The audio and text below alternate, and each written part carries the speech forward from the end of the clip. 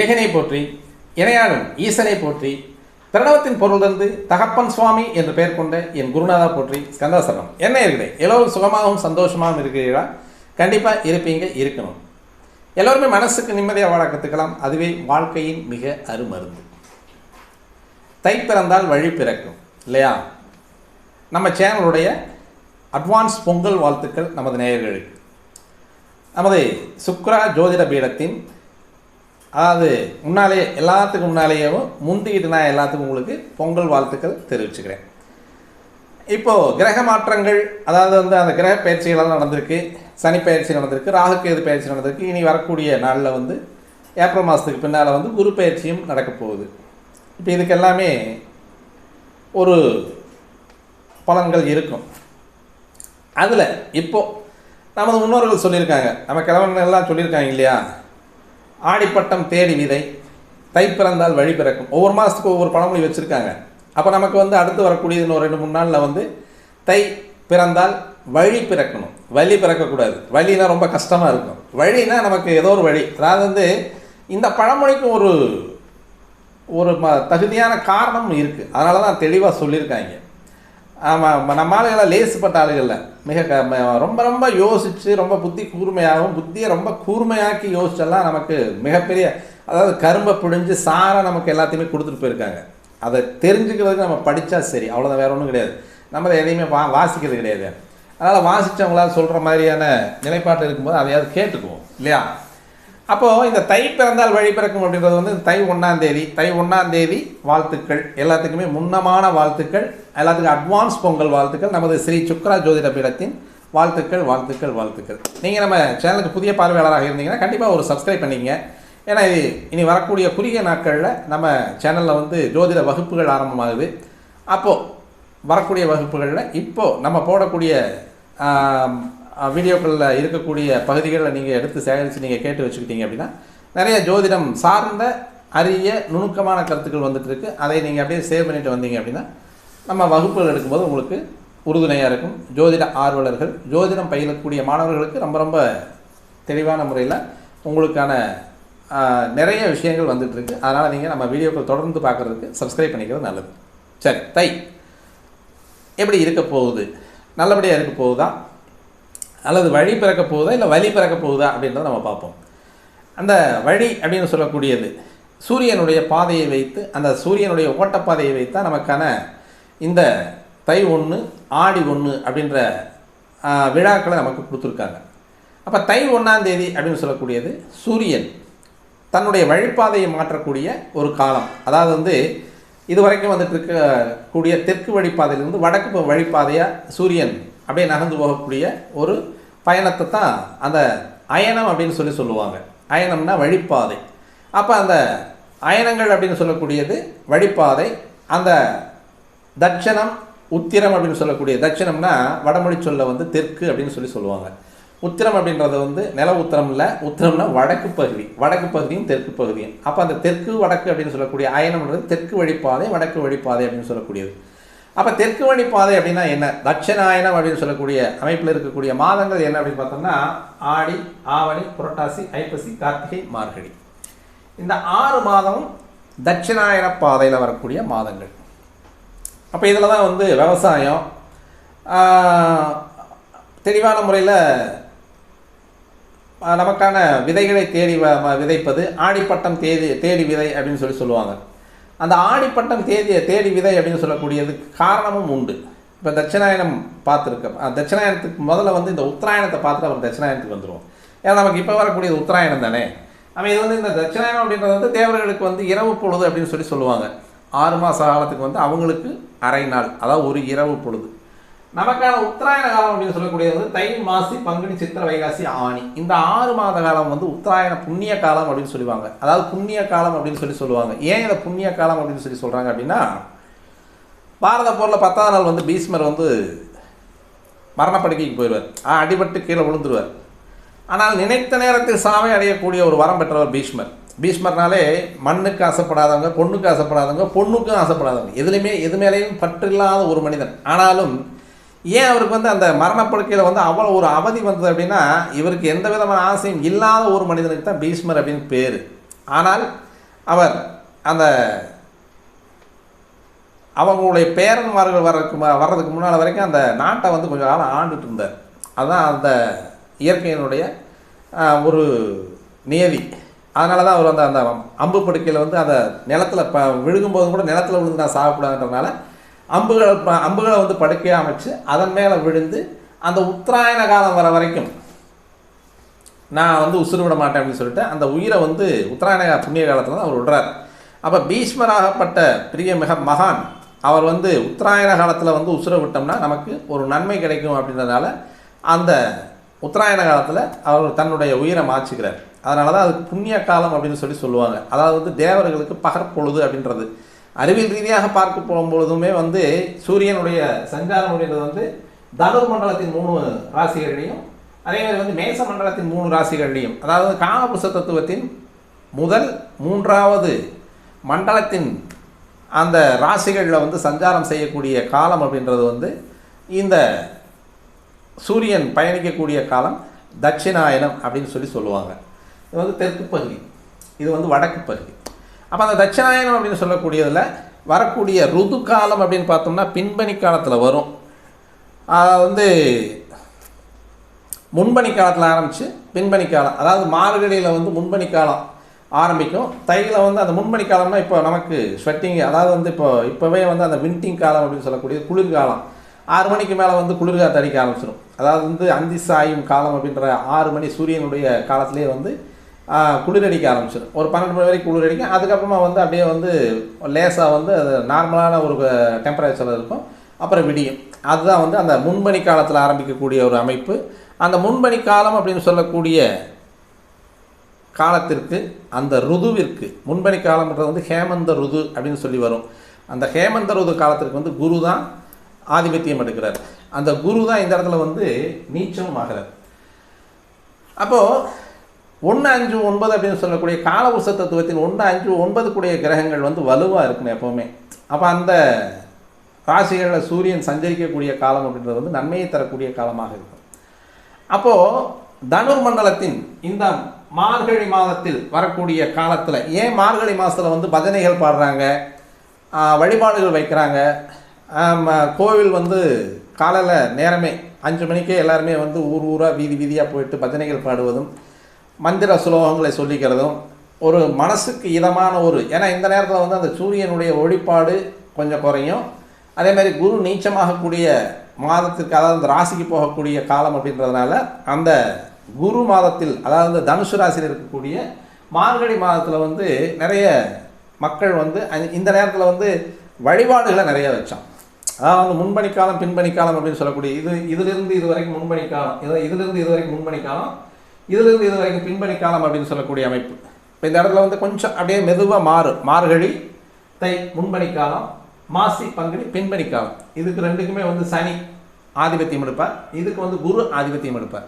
அப்போ இந்த நேரத்தில் வந்து படிக்கக்கூடிய பிள்ளைங்களுக்கு கல்விகள் பாடசாலைகளில், அதே மாதிரி வந்து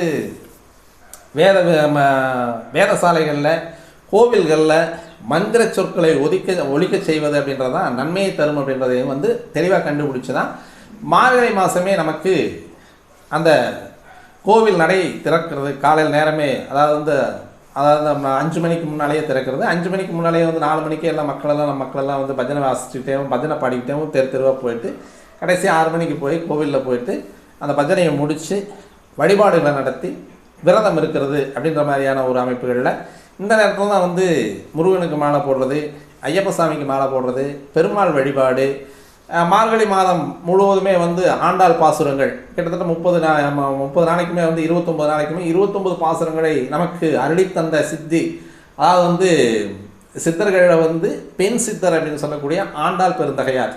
இவங்க தான் வந்து நமக்கு அந்த ஆண்டாள் பாசுரங்களை நமக்கு ஒவ்வொரு நாளும் ஒவ்வொரு பாசுரமாக கொடுத்து வைகுண்டம் போவதற்கான வழியை செய்தவர்கள், முக்தியை தரக்கூடிய மந்திரங்களை தந்தவர்கள் அப்படின்றதெல்லாம் வந்து இந்த மார்கழி மாதத்தினுடைய மிக புனிதமான ஒரு காலம். இது வந்து தட்சிணாயன காலத்தினுடைய இறுதி மாதம் அப்படின்னு சொல்லக்கூடிய அமைப்பு. அப்போ உத்தராயண காலத்தில் உள்ளுக்குள்ளே போகும்பொழுது குரு நீச்சமாகக்கூடிய மாதத்தில் சூரியன் சஞ்சரிக்கக்கூடிய காலம் அப்படின்றது வந்து அறிவுத்திறனை மேம்படுத்துவதற்காகவும், வியாக்கியானத்தை மேம்படுத்துவதற்காகவும், நல்ல சுகாதாரத்தை மேம்படுத்துவதற்காகவும், மனித ஒற்றுமைகளை மேம்படுத்துவதற்காகவும் வரக்கூடிய ஒரு அமைப்பு தான் இந்த தை மாதம் அப்படியே 1ஆம் தேதி வந்து சூரியன் ட்ராவல் ஆகக்கூடிய மகர ராசி அப்படின்னு சொல்லுவோம். இதுக்கு வந்து மகர சங்கராந்தி அப்படின்னு சொல்லுவோம். சங்கராந்தி அப்படின்ற சொல்லுக்கு வந்து விளக்கம் எப்படி வருது அப்படின்னு பார்த்தோம் அப்படின்னா,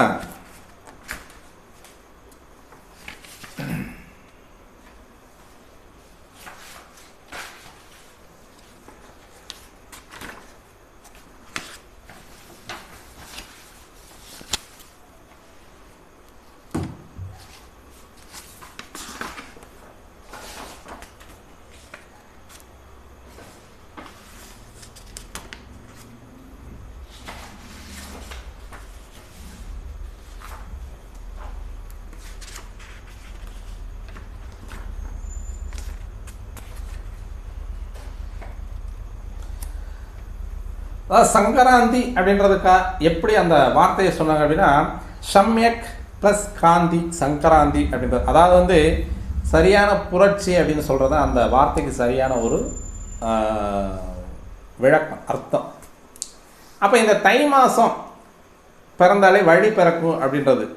அந்த தை மாதம் பிறந்தால் கடுமையான ஒரு சிரமங்கள் இருந்தது. இதெல்லாம் என்னென்னா, ஆடி மாதத்துலேருந்து உழைப்பு, விவசாயம், பயிர் தொழில், அதே மாதிரி வந்து முதலீடுகள் செய்வது, இது எல்லாமே செஞ்சுட்டு வந்துருக்கக்கூடிய காலத்தில் வந்து நமது முன்னோர்கள் வந்து மரபு சார்ந்து, பண்பாடு சார்ந்து, நிலம் சார்ந்து, நீர் சார்ந்து, பஞ்சபூதங்களை சார்ந்து வாழ்ந்த வாழ்க்கையில் வந்து விவசாய பெருங்குடி மக்களுக்கான விவசாயம் செய்தவர். ஏன்னா உணவு தான் மருந்து, மருந்து தான் உணவு. சாப்பாடு இல்லைன்னா உயிர் வாழ முடியாது இல்லையா? அப்போது நிலப்பரப்புகளை சார்ந்து வாழ்ந்த மனிதர்கள் வந்து குறிஞ்சி, முல்லை, மருதம், நெய்தல், பாலை அப்படின்ற மாதிரியான 5 வகை நிலங்களாக பிரித்து, 6 வகை ருதுக்களாக பிரித்து, 2 வகை அயனங்களாக பிரித்து வந்தது. அப்படின்றத வந்து இந்த அயன காலங்களில் வந்து பயிர் தொழில் செஞ்சு இந்த பயிரெல்லாம் வந்து விளைஞ்சு அவங்களுக்கு வந்து மகசூலை தரக்கூடிய காலம் அப்படின்றது தை மாதம். அப்போ அந்த தை மாதமெல்லாம், அதாவது மார்கழி மாதத்துக்கு முன்னால் இருக்கக்கூடிய கார்த்திகை மாதம் வந்து பயிரெல்லாம் அறுவடை பண்ணி, அதாவது வந்து நமக்கு பயிர் தொழிலில் வந்து நீர் விட்டு, அதாவது வந்து நீர்ப்பாசனம் உள்ள பூமிகளாக இருந்தாலும் சரி, மானாவாரி பூமிகளாக இருந்தாலும் சரி, இந்த காலங்களில் ஐப்பசி கார்த்திகை மாதம் மூலம் கடுமழை இல்லை அப்படின்னு சொல்லுவாங்க இல்லையா? அப்போ அந்த அதாவது இந்த கார்காலம் அப்படின்னு சொல்லக்கூடிய மழைக்காலங்களில் பயிர் சேதமாகாமல் அவங்களுக்கு வரக்கூடிய மகசூல் அப்படின்றது வந்து கையகப்படுத்தக்கூடியது, அதாவது கைவசப்படுத்தக்கூடிய காலம் அப்படின்றது வந்து இந்த மார்கழி மாதத்தில் தான். அதாவது கார்த்திகை மாதம் மகசூல் அறுவடையும், மார்கழி மாதம் அதை வந்து ஸ்டோர் பண்ணி வச்சு நீ அடுத்த 6 மாத காலங்களுக்கு வரக்கூடிய அந்த தட்சிணாயன அதாவது உத்தராயண காலத்தில் வரக்கூடிய கோடையும் கடுமையான வெயிலையும் தாங்கக்கூடிய அமைப்பை கொண்டாடக்கூடிய விதத்தில் தான். அதாவது இதனுடைய ஸ்டோரேஜ் எல்லாம் இங்கே தான் வந்து இவங்களுக்கான ரெக்கவரி அப்படின்னு சொல்லக்கூடிய இடம். அதனால தான் அந்த தட்சிணாயன காலம் அப்படின்னு அதாவது தட்சிணாயனம் முடிஞ்சு உத்தராயண காலத்தில் வந்து நமக்கு அந்த பண்டிகை காலம் அப்படின்னு சொல்லக்கூடிய தை 1ஆம் தேதியை கொடுத்து அந்த சங்கராந்தி அப்படின்னு சொல்லக்கூடியது, அந்த அதாவது வந்து சங்கு ப்ளஸ் சம்யக் ப்ளஸ் கிராந்தி அப்படின்னு சொல்லக்கூடிய சம்யக் ப்ளஸ் கிராந்தி அப்படின்னாலே உறுதிமொழி எடுத்துக்கிறது அப்படின்றது. அது வந்து பழையன கழிதல், புதியன புகுதல் அப்படின்னு சொல்லக்கூடிய ஒரு அமைப்பில் வரக்கூடியது. பழையன கழிதல் அப்படின்னா நம்மெல்லாம் வந்து என்ன பண்ணுறோம் அப்படின்னா, நம்ம வீட்டுக்குள்ளே இருக்கக்கூடிய பழசையெல்லாம் தூக்கி போய் வெளியே போட்டு புதுசெல்லாம் வாங்குறது அப்படிங்கிறதெல்லாம் அர்த்தம் கிடையாது. இப்போ ஆக்சுவலாக அப்படியே தான் நடந்துகிட்ருக்கு. ஏதாவது ஒரு பரிகாரம் சொல்லுவோம், போயிட்டு வந்து இந்த குளத்தில் குளிச்சுட்டு பழைய வேட்டி உள்ளுக்குள்ளே போட்டிருக்க உள்ளாடையெல்லாம் கழட்டி விட்டு போட்டு வேறு ஏதாவது நம்ம புதுசாக கட்டிட்டு வரணும். ஐதீகமும் பண்பாடும் அப்படி அல்ல, அது வகுத்து கொடுத்தது வந்து அப்படி கிடையாது. இப்போ சனீஸ்வரன் கோயிலுக்கு போகிறோம், குளிச்சுட்டு அப்படியே வந்து குளிச்சுட்டு இருந்த வேஷ்டி அல்லது அந்த போட்டிருந்த அண்டர்வேரோட கழட்டி விட்டு போட்டு அந்த குளமெல்லாம் பார்த்தா சரக்கு வந்து இது வந்து இயற்கையை நம்ம வந்து கெடுக்கிறது அப்படின்றதான். அந்த ஏதாவது ஒன்று விட்டுட்டு வரணும் அப்படின்னு சொல்கிறது என்னென்னா, நம்மகிட்ட இருக்கக்கூடிய கெடுதலை விட்டுட்டு வரணும், கெட்ட எண்ணங்களையும் எதிர்மறை எண்ணங்களையும் விட்டுட்டு வரணும் அப்படின்றத தான் நம்ம பெரியவங்க சொல்லியிருக்காங்க. நம்ம எதை நம்ம கழட்டி விடுறோம், ஒரு 6 மாதம் 1 வருஷமாக போட்டிருந்த ஏதோ ஒரு வேஷ்டியோ அல்லது உள்ளாடை அப்படின்னு சொல்லக்கூடிய ஜட்டியோ வேறு ஏதாவது ஒரு உள்ளாடைகளை வந்து கலட்டி விட்டு போட்டு இருக்கிறவங்களுக்கு வந்து அறுவருக்கு தக்கக்கூடிய நிலையிலையும் அந்த இடத்த வந்து சுகாதார கேடுக்கான இடமாகவும் நம்ம செஞ்சுட்டு தான் வர்றோமே ஒழிய, மற்றபடி நம்ம வந்து நம்ம போயிட்டு அங்கே கலட்டி விடக்கூடிய ட்ரெஸ்ஸில், அதாவது பழைய ஜட்டிலையோ பழைய உள்ளாடைகள்லையோ பழைய வேட்டிலையோலாம் நம்மளுடைய கர்மா தொலையாது.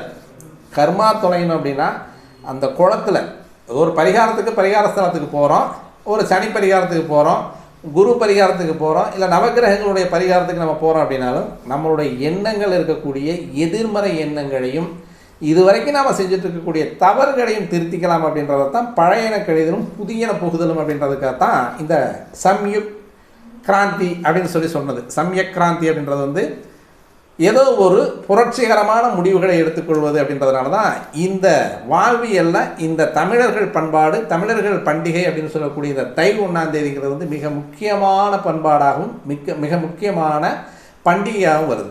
அப்போ இந்த நேரத்தில் நம்ம என்ன பண்ணுறோம் அப்படின்னா, வீட்டுக்குள்ளே இருக்கக்கூடிய பழைய வீட்டையும் சுத்தம் பண்ணுறோம், நம்மளுடைய மனசையும் சுத்தம் பண்ணுறோம், நிலத்தையும் விவசாய நிலத்தையும் சுத்தம் பண்ணுறோம். அப்போ இது எல்லாமே சுத்தமாகி அடுத்து வரக்கூடிய புதிய வாழ்க்கை முறையை தேர்ந்தெடுக்கக்கூடிய நாள் அப்படின்றது வந்து இந்த தை 1ஆம் தேதி அப்படின்றதுனால இந்த தைப்பொங்கல் அப்படின்னு சொல்லக்கூடியது. இப்போல்லாம் வந்து அந்த தைப்பொங்கல் அப்படின்னு சொல்லக்கூடியது முதலையெல்லாம் வந்து ஒரு வாரம் 10 நாளில் நடக்கும். உறவுகளை சந்திப்பது, காதலன் காதலி சந்திச்சுக்கிறது, பொண்ணு பார்க்குறது, மாப்பிள்ளை பார்க்குறது, ஒரு கல்யாணம் பேசி முடிக்கிறது, இது எல்லாமே வந்து இந்த பண்டிகை காலங்களில் தான் செஞ்சுட்டு இருந்தோம். ஆனால் இப்போ வந்து விதிவசம் ஒரு நாள் 24 மணி நேரம் தான். அன்றைக்கி 24 மணி நேரம் தான், இன்றைக்கி 24 மணி நேரம் தான். நடந்து போனால் 4 மணி நேரம், 4 கிலோமீட்டர் ஒரு மணி நேரத்துக்கு.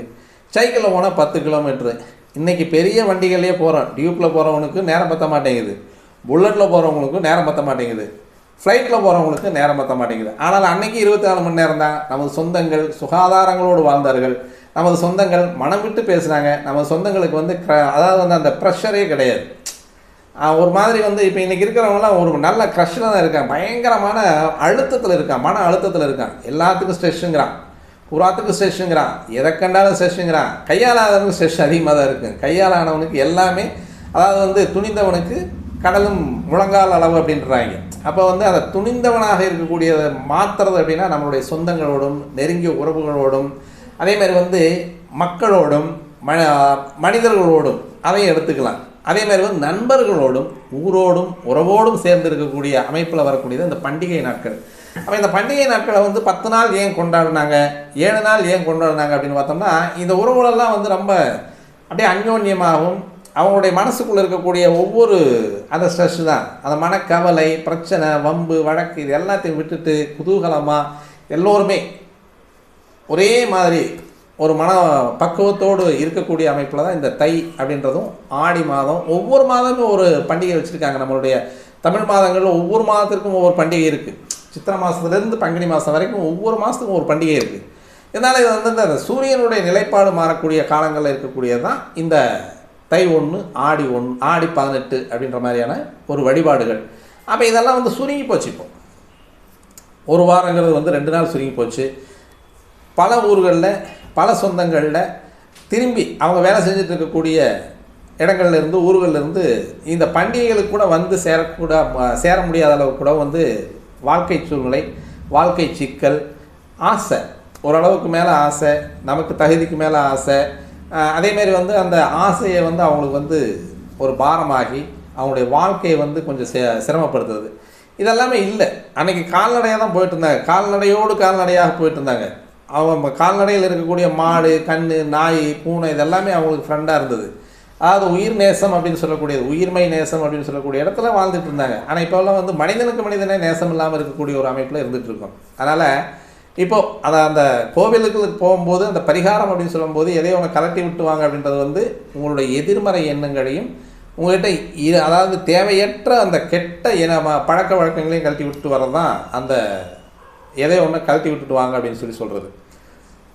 அதே மாதிரி தான் இந்த சமயக் கிராந்தி அப்படின்றது வந்து நமது பொங்கல் வழிபாடு அப்படின்னு சொல்லக்கூடியது. அந்த பொங்கல் பொங்குற மாதிரி நம்மளுடைய மனசும் பொங்கணும் அப்படின்றதுனால சந்தோஷத்தில் பொங்குறது, அடுத்தவனை பார்த்து பொறாமையில் பொங்குறது இல்லை, சந்தோஷத்தில் பொங்கணும் அப்படின்றதுக்காக தான் அந்த பொங்கல் அப்படின்னு சொல்லக்கூடிய நமக்கு வந்த தானியங்களை எல்லாம் அன்றைக்கெல்லாம் பார்த்தோம்னா அந்த தை 1ஆம் தேதி 2ஆம் தேதி 3ஆம் தேதி அப்படின்னா அந்த மாட்டு பொங்கல், மாட்டுக்காக வைக்கக்கூடியது, அந்த ஜல்லிக்கட்டு, ஏறுதழுவுதல், அதேமாதிரி வந்து மஞ்சு விரட்டு, இந்த மாதிரியெல்லாம் அதாவது தமிழர்களுடைய வீரத்திற்கும் அதேமாதிரி தன்மானத்திற்கும் அதேமாதிரி கௌரவத்திற்கும் நம்ம கிட்ட இருக்கக்கூடிய உயிரினங்களுக்கு மரியாதை செய்யக்கூடிய விதமாகவும் எல்லாமே இது ஒரு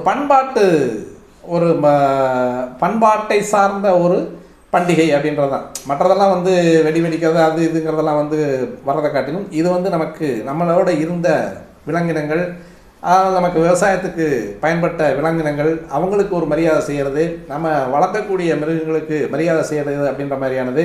அதேமாதிரி அன்றைக்கு விளைஞ்ச பயிர்கள் எல்லாமே டெய்லி வந்து காலையில் டிஃபன் சாப்பிட்றவங்களுக்கு, மதியம் வந்து லஞ்சு சாப்பிட்றவங்களுக்கு, நைட்டு டின்னர் சாப்பிட்றவங்களுக்கு விதவிதமாக மேலை நாட்டு உணவுகள், கலாச்சாரமற்ற உணவுகள் எல்லாமே சாப்பிட்றவங்களுக்கு அன்றைக்கு அந்த தை 1ஆம் தேதி 2ஆம் தேதி 3ஆம் தேதியெல்லாம் வந்து ஒரு மாட்டு பொங்கலுக்கு ஒரு பொங்கல் வச்சு அந்த பயிர் வகைகள்லாம் போட்டு எல்லாம் ஒன்றா போட்டு கூட்டு குழம்பு வைப்பாங்க.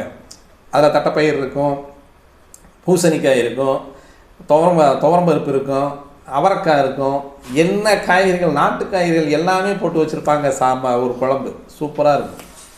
இது எல்லாமே வந்து மக்கள் எல்லாருமே ஒருங்கிணைந்து இருக்கணும் அப்படின்றதுக்காக வந்து வரக்கூடிய இந்த பண்டிகைகள் தான். அப்போ இதில் வந்து அறிவியலோடு எப்படி ஒத்து வருது, நம்ம அந்த பண்பாடு எப்படி ஒத்து போகுது, அதில் ஜோதிடமும் எப்படி அப்படியே ஒரு நீர் மாதிரி போயிட்டுருக்கு அப்படிங்கிறத வலியுறுத்தக்கூடிய அமைப்பு தான் இந்த வீடியோ சேனல் உங்களுக்கு. அதில் இந்த தட்சிணாயனம் முடிஞ்சு உத்தராயண காலம் ஆரம்பிக்கக்கூடிய காலத்தில் குரு நீச்சமாகக்கூடிய இடத்துல வந்து இந்த சூரியன் சஞ்சரிக்கக்கூடிய காலம் வந்து இந்த இடத்துல வந்து புதிய முடிவுகளை, அதாவது புரட்சிகளை எடுக்கக்கூடியது, புரட்சிகளை செய்யக்கூடியது, புரட்சி மாதங்களை செய்யக்கூடிய ஒரு அமைப்பை கொண்ட ஒரு பண்டிகையாக இந்த தை 1ஆம் தேதி கொண்டாடப்படுது. அப்போ இந்த இடத்துல இந்த உத்தராயண புண்ணிய காலத்தில் இருக்கக்கூடிய சூரியனாகப்பட்டவர் இங்கே வரும் பொழுது தட்சிணாயன காலத்துக்கு வருவார். தட்சிணாயனம் அப்படின்னு சொல்லக்கூடியது இந்த இடத்துல வரும்போது ஆடி மாதத்தில் சூரியன் சஞ்சரிக்கும் காலம் அப்படின்றது வந்து மிக ஒரு அற்புதமான காலம். இந்த இடத்துல வந்து ஆடிப்பட்டம் தேடி விதை அப்படின்னு சொல்லுவாங்க. அந்த ஆடிப்பட்டம் தேடி விதை அப்படின்னு சொல்லக்கூடியது அந்த நேரத்தில் சூரியனுடைய கதிர்கள் அப்படியே மெதுவாக மாறும். எப்படி மாறும் அப்படின்னு பார்த்தோம் அப்படின்னா, சூரியன் வடக்காகவும் தெற்காகவும் தோன்றுவது அப்படியே போயிட்டு அப்படியே மெதுவாக வடதிசையை நோக்கி கதிர்வீச்சுகளை வீசி தென் திசை மீது தன்னுடைய பார்வையை செலுத்துவார். அந்த ஆடி மாதத்துக்குள்ளே வரக்கூடிய சூரியன், ஆடி மாதம் தாண்டி ஆடி மாதம் சந்திரனுடைய ராசியில், அதாவது கடகராசியில் இருக்கக்கூடிய சூரியன் இந்த இடத்துல இருந்து அதாவது இந்த ஆடி மாதத்துலேருந்து ஆவணி மாதம், புரட்டாசி மாதம், ஐப்பசி மாதம், இந்த ஆடி மாதத்துக்கு முதல் நாள் அப்படியே திரும்பக்கூடிய சூரியனுடைய பவர் அப்படின்றது வந்து இந்த கதிரொளி அப்படின்னு சொல்லக்கூடியது விவசாயத்திற்கு உகந்த கதிரொளி. அப்போ அந்த சூரியனிலிருந்து வரக்கூடியதில் வந்து அதிகமான சத்துக்களும் மூலாதார பொருள்களும் இந்த பூமிக்கு வருது நிறைய. அதனால தான் வந்து அதை தட்சிணாயன காலம் அப்படின்னு சொல்லி எடுத்தாங்க. இப்போல்லாம் இது வந்து பயிர் விளையிறதுக்கும், பயிர் பண்ணுறதுக்கும், பயிர் செய்வதற்கும், உழவு தொழில் செய்வதற்கும், தன்னை சார்ந்த நிலப்பரப்புகளில் அதில் வந்து குறிஞ்சி, முல்லை, மருதம், நெய்தல், பாலை அப்படின்னு சொல்கிறோம் இல்லையா, அந்தந்த பகுதிகளுக்கான ஒரு நிலைப்பாடுகள் என்ன அப்படின்றத நம்ம எடுப்போம். இனப்பெருக்க காலம், அதே மாதிரி பயிர் செய்யும் காலம் அப்படின்னு சொல்கிறது. ஏன்னா ஆடி மாதத்தில் வந்து சேர விட மாட்டாங்க. வைகாசி மாதத்தில் தான் வந்து கல்யாணம் பண்ணாங்கன்னா ஆடி மாதத்துக்குள்ளே கருவானா ஆயிக்கணும். ஆடி மாதத்தில் புருஷன் பொண்டாட்டி 2 பேர்த்தையும் சேர விட மாட்டாங்க. காரணம் என்ன கேட்டோம்னா, இப்போ இந்த இடத்துல வந்து விதை உற்பத்தி ஆகக்கூடிய காலம், விதை முளைக்கக்கூடிய காலம். சூரியனுடைய கதிர்கள் வந்து ஒவ்வொரு உயிர்களையும், ஏன்னா சூரியன் வந்து உயிர்காரகன் அல்லவா, ஆன்மக்காரகன் அப்படின்னு சொல்லக்கூடிய அவனுடைய சொந்த வீட்டுக்கு வரும்பொழுது அவனுடைய கதிர்வீச்சுக்கள் வந்து அந்த இயற்கையாகவே வடக்கு பகுதியை நோக்கி கதிர்வீச்சுக்கள் வீசும் பொழுது தெற்கு பகுதியாக அவனுடைய பார்வையை பார்ப்பான். இப்படி இந்த பக்கமாக தெற்கு பகுதியாக அவனுடைய பார்வையை செலுத்தக்கூடிய காலங்களில் வரக்கூடியது இந்த கோடை காலத்தில் இருக்கக்கூடிய வெப்பத்தை எல்லாம் குளிரச் செய்து ஈரப்பதம் ஆக்க வைத்து அந்த பூமி மேலே இருக்கக்கூடிய மண்ணுக்கும், அதே மாதிரி அந்த பூமி மேலே வாழக்கூடிய உயிரினங்களுக்கும், குறிப்பாக மனிதர்களுக்கு அதில் கருவுருவாகக்கூடிய ஒரு அமைப்பை கண்டிப்பாக அந்த நேரத்தில் கொடுப்பான். அதனால தான் வந்து பெண்கள் எல்லாம் வந்து ஆடி மாதம் வந்து அம்மனுக்கு தீ மிதிக்கிறது, அம்மனுக்கு அழகு குத்திக்கிறது, அம்மன் சார்ந்த, அதாவது இந்த சக்தி மாதம் அப்படின்னு சொல்லுவாங்க. இந்த மாதம் வந்து சக்தி மாதம் அப்படின்னு சொல்லுவாங்க. இந்த சக்தி மாதத்தில் தான் வந்து ஒவ்வொரு அம்மன் கோவில்லையும் வந்து கூழ் ஊற்றுறது அப்படின்னு சொல்லுவாங்க. அந்த கர்ப்பப்பையை வந்து தெளிவான முறையில் அந்த நெருக்கத்திற்கு, அதாவது அந்த நெளிவு இருக்குது அப்படின்னு சொல்லுவாங்க. அந்த மாட்டுக்கெல்லாம் நெளிவு இருந்துன்னா ஊசி போட்டோம்னா கர்ப்பம் தரிக்கும். அது மாதிரி பெண்களுக்கான கர்ப்ப வாயில்கள் திறக்கக்கூடியதும் அவங்களுடைய கர்ப்பப்பை வந்து சுத்தமாகி அந்த சுத்தமாக கூடிய ஒரு நிலைப்பாட்டை கொண்டு வரக்கூடியது அந்த அம்மன் வழிபாடு, விரத வழிபாடுகள். விரதம் இருந்து அங்கே கோயிலில் கொடுக்கக்கூடிய கூழ் அப்படின்னு சொல்லக்கூடிய அந்த கர்ப்பப்பையை சுத்தமாக்கி அந்த விரதம் இருந்து இப்போது புரட்டாசி மாதம் கூடுனாங்க அப்படின்னா அவங்களுக்கு குழந்தை பாக்கியம் கண்டிப்பாக உண்டு, 100% உண்டு அப்படின்றது. ஏன் ஆடி மாதம் கூட விட மாட்டேங்கிறாங்க, ஆவணி மாதம் கூடுனாங்கன்னா நல்லாயிருக்கும், ஆடி மாதம் ஏன் கூட விட மாட்டேங்கிறாங்க அப்படின்னு பார்த்தோம்னா, ஆடி மாதம் கருவுற்ற பெண்களுக்கு 8, 9, 10ஆம் மாதம் சித்திரை மாதம் குழந்தை பிறக்கும். சித்திரை மாதம் வந்து சூரியன் உச்சமாகக்கூடிய மாதம். அப்போ வெயிலினுடைய தாக்கம் வந்து கடுமையாக இருக்கும். அப்போ இங்கே வந்து மாசி பங்குனி அப்படிங்கும்போது வெயிலினுடைய தாக்கம் அதிகமாக இருக்கும். கர்ப்பிணி பெண்களுக்கு வந்து வயிறு வந்து உப்புசமாக இருக்கும், உபாதை அதிகமாக இருக்கும். ஏன்னா ஒரு திடகாத்திரமாக ஒரு குழந்தை பெற்றாங்க அப்படின்னா ஒரு 3.5 கிலோ 4 கிலோவெல்லாம் குழந்தையெல்லாம் கொஞ்சம் பெருசாகி ஊறிடுச்சு அப்படின்னா அந்த பேறு காலத்தில் வந்து கொஞ்சம் சிரமத்தை கொடுக்கும். இது வந்து சயின்ஸ் ரீதியாக அறிவியல் ரீதியாக வரக்கூடியது. ஜோதிட ரீதியாக வரக்கூடியது அப்படின்னா சித்திரை மாதம் பிறந்த குழந்தைக்கு வந்து சீரழிஞ்சு போகும் அப்படிம்பாங்க. குடும்பம் வந்து சீரழிஞ்சு போயிடும் அப்படின்னு சொல்லுவாங்க. அதாவது சித்திரை மாதம் அப்படின்றது வந்து சூரியன் உச்சமாகக்கூடிய மாதத்தில் பிறக்கக்கூடிய குழந்தை, அவனை பொறுத்த வரைக்கும் அவங்க அப்பா வந்து நல்ல உயர்வான ஒரு அந்தஸ்தில் இருப்பார். ஏன்னா சூரியன் வந்து இந்த இடத்துல உச்சமாகிறார். 20 டிகிரி பாகையில் வந்து உச்சமாகக்கூடிய நிலைப்பாடு அப்படின்றனால இந்த இடத்துல ஜனனமாகக்கூடிய குழந்தைக்கு வந்து கண்டிப்பாக அந்த இடத்துல சூரியன் உச்சமாவார். அதாவது 5ஆம் இடத்ததிபதி 9ஆம் இடத்துல போயிட்டு உச்சமாகக்கூடிய ஒரு அமைப்பு அப்படின்றதுனால அந்த ஜாதகருக்கு வந்து அந்த சூரியன் உச்சமாகிறது வந்து ஜாதகருடைய அப்பா நல்லபடியாக உயர்வான நிலையும் அந்தஸ்தாகவும் தெளிவான முறையிலும் சொத்து பத்துக்களோடு அரசு அதிகாரத்தோடும் அரசனுடைய செல்வாக்கோடும் இருக்கக்கூடிய அமைப்பை கொண்டது அந்த சித்திரை மாதத்தில் பிறக்கக்கூடிய குழந்தைகளுடைய அப்பா. அந்த ஜாதகருமே அதே மாதிரி அரசாங்க அலுவலர்கள் இருக்கக்கூடியது, அரசாங்க அதிகாரியாக இருக்கக்கூடியது, அரசு சார்ந்த துறைகள் இருக்கக்கூடியது, அரசியல்வாதியாக இருக்கக்கூடியது, டாமினேட்டர் பர்சனாக இருக்கக்கூடியது. ஏன்னா இங்கே இதற்கு முன்பாக அப்படின்னு சொல்லக்கூடியது சித்திரை மாதத்தில் பிறக்கக்கூடிய 9ஆம் இடத்துல வந்து இந்த பாகியஸ்தானத்தில் வந்து இந்த சூரியனே போயிட்டு அங்கே போய் உச்சமாகக்கூடிய அமைப்பு. அப்போ அந்த ஜாதகர் நல்லா இருப்பார், ஜாதகருக்கு அப்பா நல்லா இருப்பார். ஆனால் ஜாதகருக்கு பிறக்கக்கூடிய குழந்தைகள் வந்து ரொம்ப கஷ்டப்படுவாங்க அப்படின்றது. அதே மாதிரி இந்த ஜாதகரை வளர்த்துறதுக்குள்ள, ஏன்னா இந்த இடத்துல தான் வந்து 10-11 குடியில் போயிட்டு இந்த இடத்துல வந்து நீச்சமாகக்கூடிய சனி நீச்சமாகக்கூடிய இடம். அப்போது சித்திரை மாதம் பிறக்கக்கூடிய குழந்தைகளுக்கு முதல் ரவுண்டோ 2ஆவது ரவுண்டோ, அதாவது முதல் ரவுண்டில் வந்து சனி வந்துட்டார் அப்படின்னா ரொம்ப கஷ்டப்படுத்திடுவார்.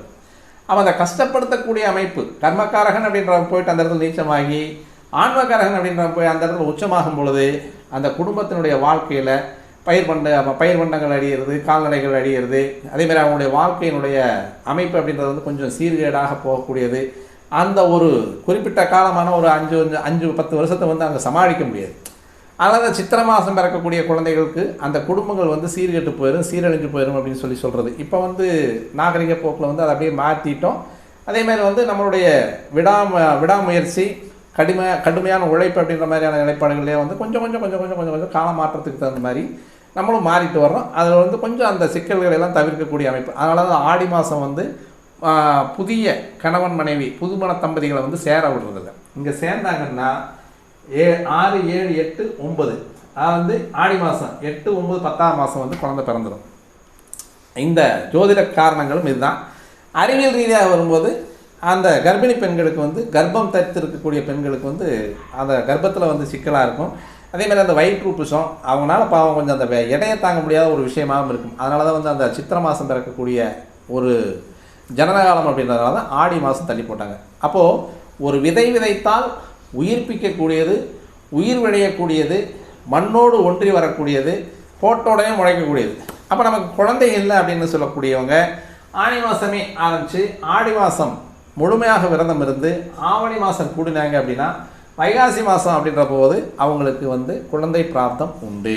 அதேமாதிரி பயிர் தொழில் செய்கிறவங்களும் ஆடி மாதம் ஆடிப்பட்டம் தேடி விதை அப்படின்னு சொல்லக்கூடியது இந்த சூரியனுடைய கதிர்கள் இப்போ பயிர்களுக்கும் விவசாயத்திற்கும் அதேமாதிரி வந்து நீர் நிலைகளினுடைய ஆதாரத்திற்கும் மிக மிக அருமையான. இந்த ஆடி மாதமெல்லாம் பார்த்திங்கன்னா அடிக்கிற காற்றுல வந்து தண்ணியெல்லாம் வறண்டு போயிடும். அந்த தண்ணி இல்லாத காலத்துலேயுமே வந்து விவசாயத்திற்கான தண்ணி தேவையும் அல்லது வந்து அந்த உயிர் தேவையும் கொடுக்கக்கூடியவனாக இருப்பான் இந்த சூரியன் சிம்ம ராசிக்கு வரும்பொழுது. ஆனால் இந்த இடத்துல வரும்போது ஒரு பண்டிகை காலம், இந்த இடத்துல வரும்போது ஒரு பண்டிகை காலம் கொண்டாடப்படுகிறது. அப்படின்றதுனால இந்த வீடியோ உங்களுக்கு வந்து கொஞ்சம் பயனுள்ள வீடியோவாக இருக்கும். கொஞ்சம் அதை பற்றி நம்ம தெரிஞ்சுக்கலாம். ஏன் ஆடி மாதம் வந்து சேரக்கூடாது, சித்திரை மாதம் குழந்தை வந்தால் என்ன ஆகும், தை மாதம் பொங்கல் பண்டிகையை நாம் ஏன் கொண்டாட வேண்டும் அப்படின்ற மாதிரியான ஒரு கருத்து வீடியோவாக இருக்கும். அப்படின்றதுனால தான் நம்ம இந்த வீடியோவை நம்ம பதிவிடுறோம். சரி, அப்போ நமக்கு வந்து இப்போ இந்த மகர சங்கராந்தி அப்படின்னு சொல்லக்கூடியது எப்போ வந்து நமக்கு அதனுடைய காலம் அப்படின்னு பார்த்தோம் அப்படின்னா 14/1/2024 நைட்டு, அதாவது வந்து மார்கழி மாதம் 29ஆம் தேதி 14/1/2024 ஞாயிற்றுக்கிழமை, சுக்லபட்சம் சதுர்த்தி திதி ஞாயிற்றுக்கிழமை நைட்டு தான். அதாவது வந்து கிட்டத்தட்ட வந்து 2:43 விடிஞ்சால் திங்கட்கிழமை 15/1/2024 நமக்கு காலையில் தான் நம்ம வந்து அந்த தைப்பொங்கல் வந்து நம்ம கொண்டாடக்கூடிய விழா. அதாவது தை 1ஆம் தேதி அப்படின்றது எப்போ நமக்கு பிறக்குது அப்படின்னா நமக்கு வந்து ஞாயிற்றுக்கிழமை நைட்டு 2:43 நமக்கு வந்து அந்த மகர சங்கராந்தி அப்படின்றவர் வந்து அப்படியே மெதுவாக அந்த சங்கராந்தி அப்படின்னு சொல்லக்கூடிய இடமானது இங்கே தை 1ஆம் தேதி அப்படின்றது வந்து நைட் 2:43 வந்துடும். அதனுடைய அமைப்பு அப்படின்றது வந்து ஞாயிற்றுக்கிழமை சுக்லபட்சம் சதுர்த்தி திதி சதய நட்சத்திரத்தில். சதய நட்சத்திரம் வந்து சனியும் சந்திரனும் இப்போ ஏற்கனவே வந்து இங்கே இருக்கிறாங்க எல்லாருமே.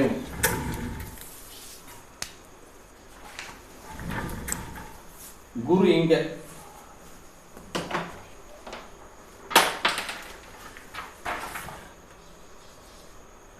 ராகு, சனி, சந்திரன், சூரியன் இங்கே இருக்கார். இங்கிருந்து இந்த பார்டரில் இருக்கார். புதன், செவ்வாய், சுக்கிரன், கேது இங்கே இருக்கார். கூடவே மாறி இருக்கார். அப்போ ஞாயிற்றுக்கிழமை சுக்லபட்சம் சதுர்த்தி திதி சதய நட்சத்திரம் வரியான் நாமயோகத்தில் பத்திர கரணத்தில் வந்து சித்தயோகமாக இருக்குது. அந்த நாள் வந்து முழுமையாகமே இரவு 2:43 மணிக்கு சூரிய உதயாதி, அதாவது வந்து ஞாயிற்றுக்கிழமை காலையில் உதயமான சூரியன்லேருந்து 50 நாழிகைகள் தள்ளி மகர சங்கராந்தி அப்படின்றவர் வந்து தனுசு ராசியிலிருந்து மகர ராசிக்கு பிரவேசிக்கிறார். அவர் வந்து இந்த மகர சங்கராந்தி தனுசு ராசியிலிருந்து மகர ராசிக்குள்ளே போகக்கூடிய நேரத்தில் வந்து அவருடைய பெயர் வந்து கோரா அப்படின்றது. அதற்கான பலன் அப்படின்றது வந்து ராஜகோபம் அப்படின்னு சொல்லக்கூடிய இந்த வருடத்தினுடைய தை மாத பிறப்பு அப்படின்றது வந்து பெயர் வந்து கோராவாக இருக்குது. அதனுடைய அர்த்தம் வந்து ராஜகோபம் அப்படின்னு வருது. வாகனம் வந்து நாய். அப்போ இது என்ன ஆகும் அப்படின்னா செல்வந்தர்களுக்கு கெடுதி.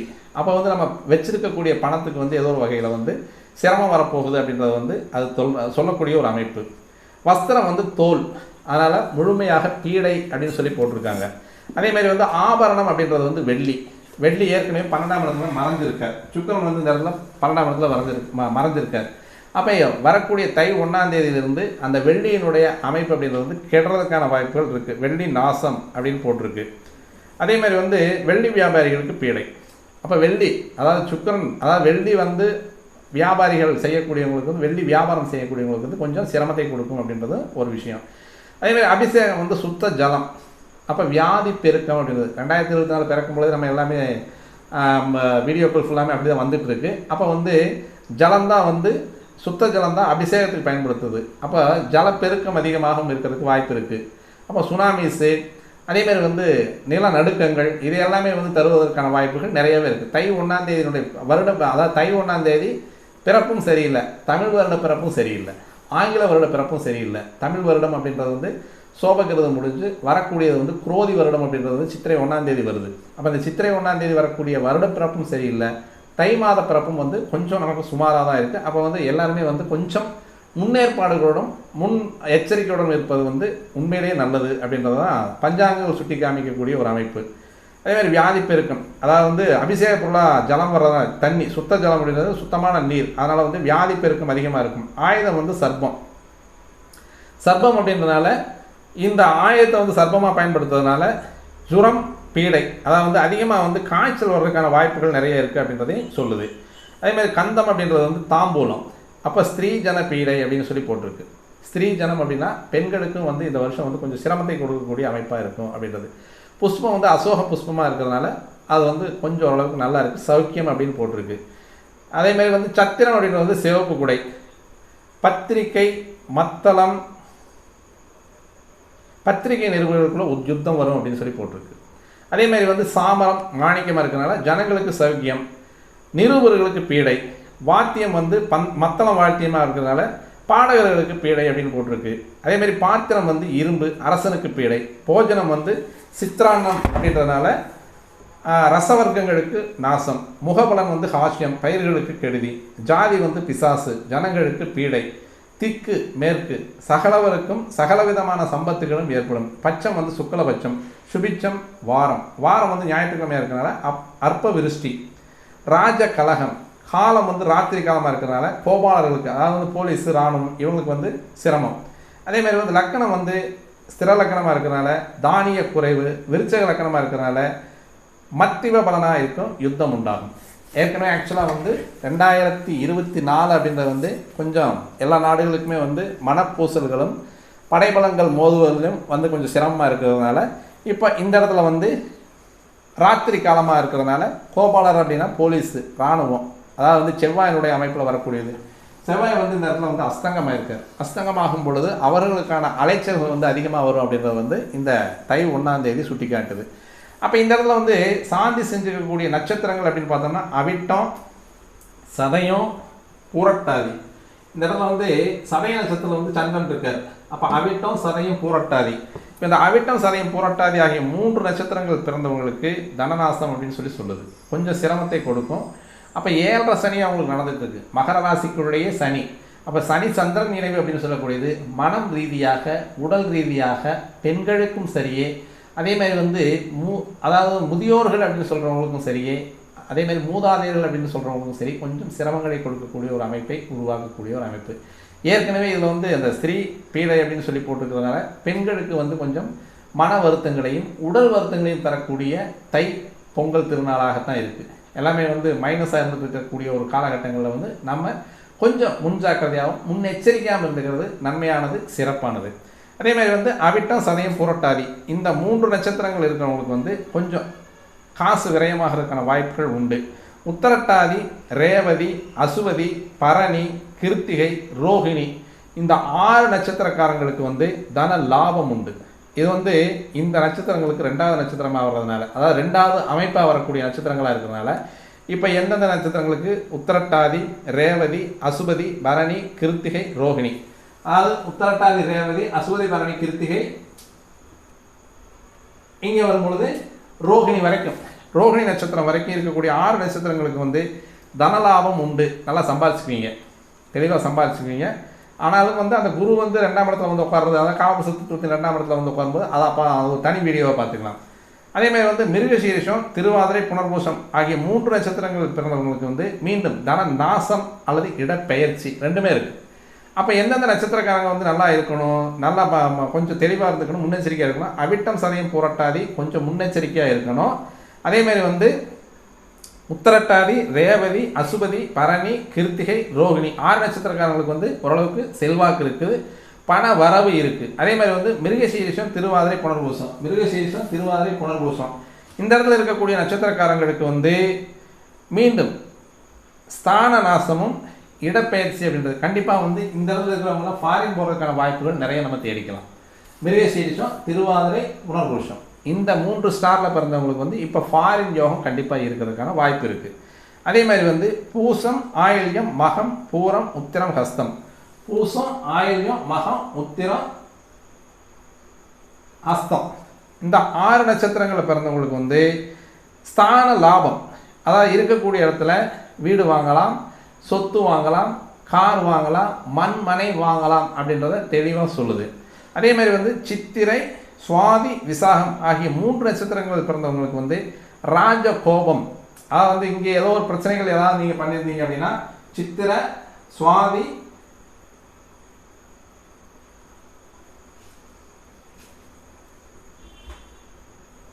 விசாகம் இந்த 3 நட்சத்திரத்தில் பிறந்தவங்களுக்கு வந்து ஏதாவது கேஸு, வம்பு, வழக்கு இருந்ததுன்னா கண்டிப்பாக வந்து அதை வந்து கொஞ்சம் பேசி தீர்த்துக்கிறது சரியே, அல்லது வந்து நீங்கள் ஏதாவது ஒரு வகையில் பைசல் பண்ணிக்கிறது உங்களுக்கு நன்மையை தரக்கூடிய ஒரு விஷயம். சித்திரை, சுவாதி, விசாகம் இந்த 3 நட்சத்திரங்களை பிறந்தவங்களுக்கு வந்து ராஜகோபம் உண்டு அப்படின்னு சொல்லி போட்டிருக்கு. அப்போ அனுசம், கேட்டை, மூலம், பூராடம், உத்திரம், திருவோணம் இந்த 6 நட்சத்திரங்களை பிறந்தவங்களுக்கு வந்து ராஜ வெகுமானம் இந்த மகர சங்கராந்தியில் பலன்களாக வந்திருக்கு. அப்போ எது இதில் இங்கேருந்தே போயிடுவான், சந்திரன்லேருந்து போயிடுவான். அவிட்டம், சதயம், பூரட்டாதி இவங்களுக்கு வந்து தனநாசம் அப்படின்றது போட்டிருக்கு. அதேமாதிரி உத்தரட்டாதி, ரேவதி, அசுபதி, பரணி, கிருத்திகை, ரோஹிணி இந்த 6 நட்சத்திரக்காரங்களுக்கு வந்து பண வரவு வரும் போட்டிருக்கு. அதுக்கடுத்து வரக்கூடிய மிருகசீரிஷம், திருவாதிரை, புனர்பூசம் இவங்களுக்கு வந்து இடமாற்றம் உண்டுன்னு போட்டிருக்கு. அதே மாதிரி வந்து அடுத்தது வரக்கூடிய பூசம், ஆயில்யம், மகம், பூரம், உத்திர, ஹஸ்தம் இந்த நட்சத்திரக்காரங்களுக்கு வரைக்கும் இந்த இடத்துல வந்து இவங்களுக்கு 6 நட்சத்திரங்கள் பிறந்தவங்களுக்கு ஸ்தான பலம் அப்படின்னு சொன்னாலே கண்டிப்பாக இருக்கக்கூடிய இடத்துல நல்லா ஸ்ட்ராங்காக இருப்பீங்க, வீடு வாங்குவீங்க, வண்டி வாங்குவீங்க, நிலப்புலங்களெல்லாம் நிறைய வாங்குறதுக்கான வாய்ப்புகள் இருக்குது. அதே மாதிரி வந்து சித்திரை, சுவாதி, விசாகம் இந்த 3 நட்சத்திரங்களை பிறந்தவங்களுக்கு வந்து ராஜகோபம் உண்டு. ஏதாவது கேஸு, வம்பு, வழக்கு, பூமி வழக்குகளில் அதாவது பங்கு பங்காளிகள் சண்டைகள் இருந்தால் கொஞ்சம் நீங்கள் அதை வந்து ரெக்டிஃபை பண்ணிக்கிறது நல்லது. அதேமாதிரி வந்து அனுசம், கேட்டை, மூலம், பூராடம், உத்திரம், திருவோணம் இந்த 6 நட்சத்திரங்களை பிறந்தவங்களுக்கு ராஜ வெகுமானம் போட்டிருக்கு, நல்லாயிருக்கும். அப்போ இந்த 3 கிட்டத்தட்ட வந்து இங்கே இருக்கிற ஒரு 3 நட்சத்திரம், இங்கே இருக்கிற ஒரு 3 நட்சத்திரம், இங்கே இருக்கிற ஒரு 3 நட்சத்திரம். அப்போ வந்து கும்பம், மிதுனம், துலாம் இந்த 3 ராசிக்காரங்கள், கும்பம், மிதுனம், துலாம் இந்த 3 ராசிக்காரங்களை மட்டுமே கொஞ்சம் ஜாக்கிரதையாக இருந்துக்கணும் அப்படின்றது வந்து இந்த தை 1ஆம் தேதி சுட்டி காண்கிறது. அப்போ இந்த தை 1ஆம் தேதியிலிருந்து நீங்கள் எடுக்கக்கூடிய முடிவுகள், உங்களுடைய புரட்சிகரமான முடிவுகள், வழிபிறக்கும் அப்படின்னு சொல்லக்கூடிய தை பிறந்தால் வழிபிறக்கும் அப்படின்னு சொல்லக்கூடிய அமைப்பில் இருக்கக்கூடியது எல்லாமே தெளிவான சிந்தனையோடும், முழுமையான மனநிறைவோடும், முழுமையான எண்ணங்கள், முழுமையான நம்பிக்கையோடும், அதாவது விடாமுயற்சியோடும் நீங்கள் முயற்சி பண்ணீங்க அப்படின்னா இந்த தை 1ஆம் தேதி அப்படிங்கிறது வந்து உங்களுக்கு சுபமான நாளாகவே இருக்கும் அப்படிங்கிறத நம்ம தெளிவாக சொல்லலாம். சரி, அப்போ தை மாதம் 1ஆம் தேதி பொங்கல் வைக்கக்கூடிய நேரம். சார் நீங்கள் நைட்டே வந்து 2:43 வந்து மகர சங்கராந்தி வந்துடுது அப்படின்னு சொல்கிறீங்க. அப்போ நாங்கள் சங்கராந்தி பொங்கல், சூரிய பொங்கல் அப்படின்றது எப்போ வைக்கிறது அப்படின்னு நீங்கள் கேட்டீங்க அப்படின்னா சூரிய உதயம் வந்து 15/1/2024 தேதி 6:34 மணிக்கு சூரிய உதயம் ஆகுது. அப்போ நீங்கள் வந்து 6 to 7:30 சூரிய உதயம் நேரம் அப்படின்னு சொல்லக்கூடிய 6 to 7 அன்றைக்கு வந்து திங்கள் அப்படின்னு சொல்லக்கூடிய கிழமை வர்றதுனால சந்திர ஓரையில் நீங்கள் பச்சரிசி போட்டு நீங்கள் பொங்கல் வைக்கிறது உங்களுக்கு நன்மையான சுபிட்சமான காரியமாகும். இந்த மேலே சொன்ன அந்த சிரமமான நட்சத்திரக்காரங்களுக்கு வந்து இந்த நேரத்தில் நீங்கள் பொங்கல் வச்சு வழிபடுறது அப்படின்றது வந்து உங்களுடைய வாழ்க்கையினுடைய அமைப்புகளையும் சிரமங்களையும் கெடுதிகளையும் நிவர்த்தி செய்யக்கூடிய ஒரு வகையில் இந்த பொங்கல் அப்படின்னு சொல்லக்கூடியது காலையில் 6 to 7 நீங்கள் பொங்கல் வைக்கிறது நன்மையை தரக்கூடிய ஒரு விஷயமா இருக்கும். அல்லது சார் என்னால் முடியாது அப்படின்றவங்களுக்கு வந்து 9 to 10 ஓரளவுக்கு நன்மையான ஒரு நேரமாக இருக்குது. 10 அன்றைக்கு அந்த திதியும் வந்து 10 மணி வரைக்கும் சதுர்த்தி திதி ஓடிட்டுருக்கு. அதுக்கடுத்து வரக்கூடியது பஞ்சமி திதி, 10 மணி வரைக்கும், காலையில் 10 மணி வரைக்கும் சதுர்த்தி திதி இருக்குது. அதுக்கப்புறமா வந்து பஞ்சமி திதி வருது. அதே மாதிரி வந்து 1:05 வரைக்கும், மதியம் 1:05 வரைக்கும் சதயம் நட்சத்திரம் வருது. அதற்கடுத்து வந்து புரட்டாதி. இது ரெண்டுமே வந்து ஒரே மாதிரியான நட்சத்திரமாக தான் இருக்கும், சதயம் புரட்டாதி. அதனால் நீங்கள் 6 to 7 நீங்கள் திங்கட்கிழமை காலையில் பொங்கல் வைத்து வழிபடுவது அப்படின்றது வந்து உங்களுக்கு சிறப்பான நன்மையை தரக்கூடிய ஒரு அமைப்பாக இருக்கும் அப்படின்னு சொல்லி நம்ம இந்த வீடியோ முடிச்சுக்கலாம். மீண்டும் நல்ல ஒரு பதிவோடு உங்களை சந்திக்க வருகிறேன் நண்பர்களே. வணக்கம்.